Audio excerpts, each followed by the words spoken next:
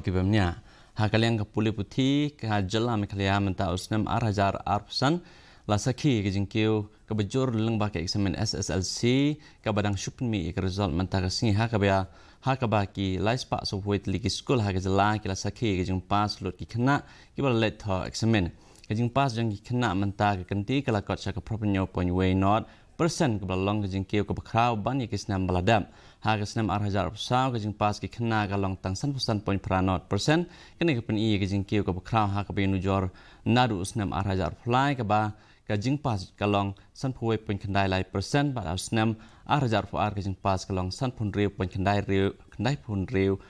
riu persen na pedeng kitu ki bala pas bha kalesha agarwal na school Saint Margaret bat ka Avila Catherine P. Lengdo nak School North Liberty kilayo ya kedan banengkong.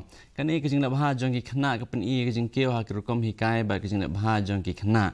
Ha kawai pat ka liang hari boy na pedeng san hajar san spa kharwei ki kena ki balet tho eksamin ki bla pas ki long 1,000 kendai spa arpulai ngut. Kaba la nok senyang bahar sa kejing Kiew ke puli putih ha ke district. Saungut ki kena nari boy kelami kerteng ha top jong ka top 20 jong ki kena ki bla pas bha.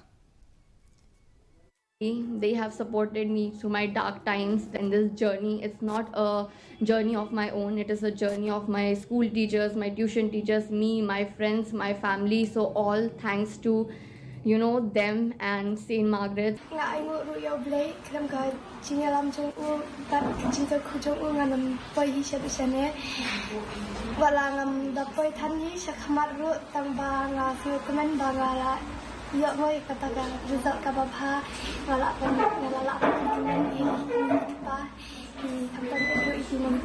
Actually, I didn't encourage our students to use that book because I saw some glaring mistakes out there.